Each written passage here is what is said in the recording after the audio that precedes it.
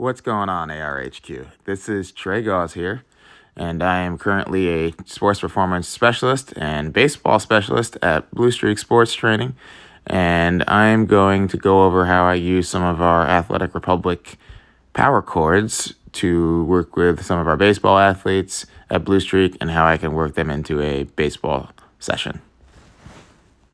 So one of the things that I actually started during my time with Blue Streak was the baseball performance class, which involves strength training, speed training, and we also actually have a half cage at Blue Streak. So we're able to do all of the baseball skill work. So here you see a lot of my athletes taking place in hitting. We have a lot of turf space, so we can work on fielding drills, a lot of different agility drills that go into playing baseball. And the good thing is we can use our power cords for all of these different types of movements.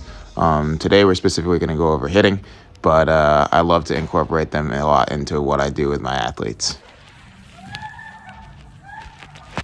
So I just wanted to briefly touch upon what our cord technology is and how we can use them to help our athletes perform better within their sport.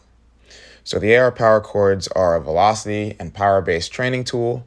They're going to help us increase motor unit recruitment without diminishing the athlete's mechanics and build coordination and strength within sport-specific movements. We're also going to increase that athlete's threshold while we're training with the cords. So this is actually why I like to use the cords in the beginning of a session to help the athlete really feel the speed and the power of the movement that they're trying to participate in throughout the session with me. So here you're about to see me put on one of our plyo belts. Excuse me for fumbling around with it. It took me a couple minutes to get it situated, but essentially this is how we're going to want to get it set up when an athlete goes through a hitting session with the cords. So we're going to instruct the athlete to take the belt, put it around right over their belly button, and then we're going to undo those straps and place them around the legs. Now, if you can see, I'm going to put that strap, I usually tell them to put the X that's inside the strap right on the side of their leg, right? So it's facing off the back hip. And you'll notice me put that on that way and strap it around.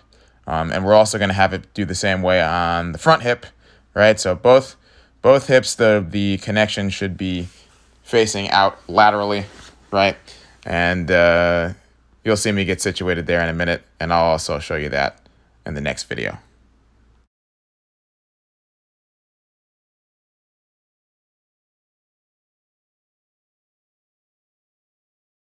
So after a few minutes of fumbling, I finally got myself fully set up in the belt. And now I'm ready to get hooked up to the cord. So we're just making sure that we see each attachment set up on the front hip going down the side of the hip and on the back hip going down the side of the hip. And we're ready to get attached.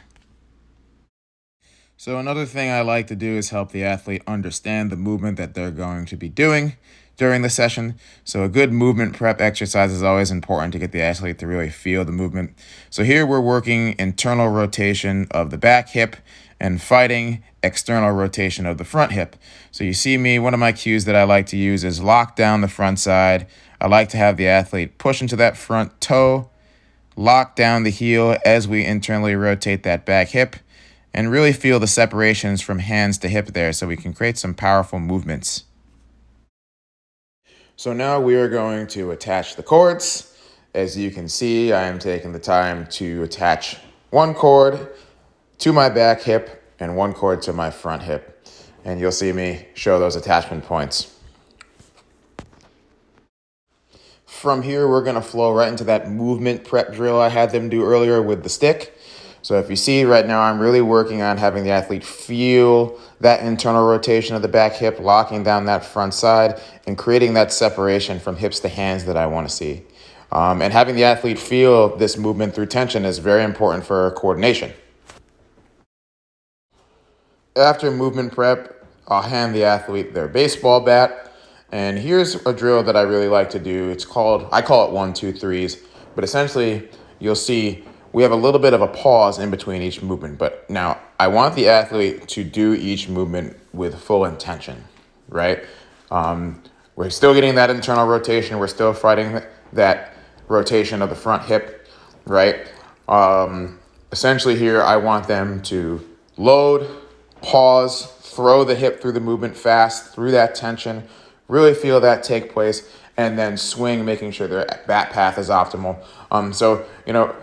Focusing on the lower extremity mechanics here is important, but it's also important for the athlete to feel connection from lower half to top half, right? And so this is going to really help them be efficient in their swing. After we've progressed through the 1, 2, 3s, now we're progressing the athlete to a full swing in the movement. And these are just dry hacks here, right? We're not hitting the ball anywhere. We're just trying to feel the connections and get in line and make sure every single movement is efficient. You'll notice that during some of my reps, I'll even hold the finish position to really feel my balance through that motion. But maximal intent here, right through the zone, and really trying to move our swing through the zone as best as possible. So this is where we have to kind of get a little creative. We don't have plyo cord hookups in the cage at Blue Streak, so I'm going to mimic the tension that we can get from the plyo floor with one of our Vertimaxes. So we're getting that same tension through the back hip and same tension on the front hip, and we're just trying to still work efficiently through that motion. If you notice, I'm still doing that 1, 2, 3 drill, so I'm trying to find my connection here, internally rotating that back hip, throwing my back hip forwards, all right, and locking down that front side. That's the most important thing that we want to get from that, right? We don't want to fly open in our swing. So we're trying to get my best swing possible, make that connection, and also make that connection on contact point too, right? My bat path has got to be optimal, so I'm really feeling my bat path go through the zone and through contact point of the ball.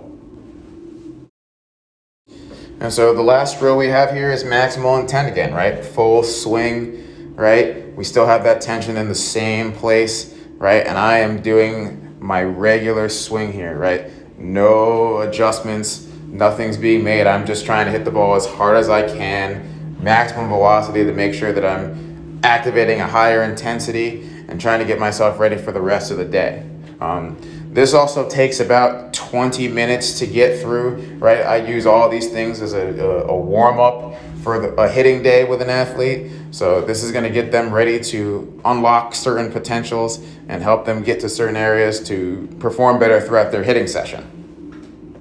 And then here's the last bit. I'm just taking some normal swings off the tee here. This is, where we proceed through our normal hitting drills for the day, whether it be off of the machine, whether it be front toss, soft toss, more tee work.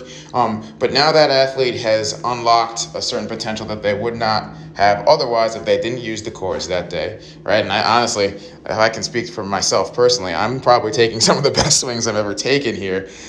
Each contact point is right where I need it to be.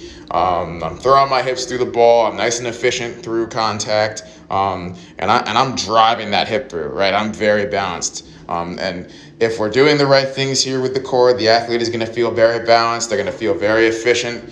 Honestly, sometimes I've heard athletes say, "Oh wow, I've never been able to move my hips as fast as I did before using these cords." So remember, this is a velocity-based tool, and we're trying to help the athletes gain new levels and train at higher levels in order to help them become better at their sport, and in this case, better at hitting. So the last thing I'm going to go over here is why am I doing what I'm doing with the cords?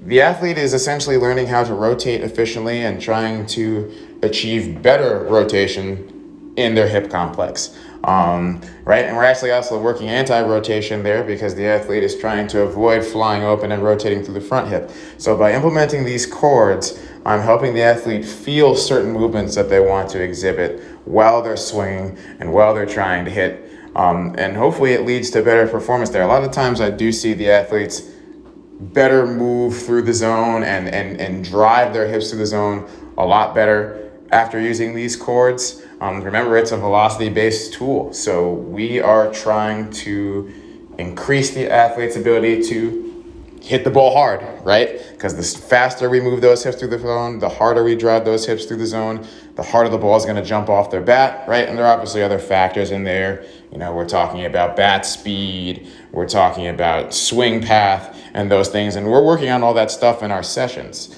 So by adding this little tool in, we're helping the athlete work on one specific thing, right? internal rotation of the hip and fighting rotation of the front hip, but we're also helping them learn how to rotate and move efficiently through their swing. And by doing that, hopefully they become better baseball athletes and better players all around. So yeah, this is how we can use the AR power chords to help an athlete become better at hitting and become a better hitter overall. It's important to note that the adaptations that we're achieving through using the chords are going to be there for about 20 to 30 minutes after we take the chords off the athlete.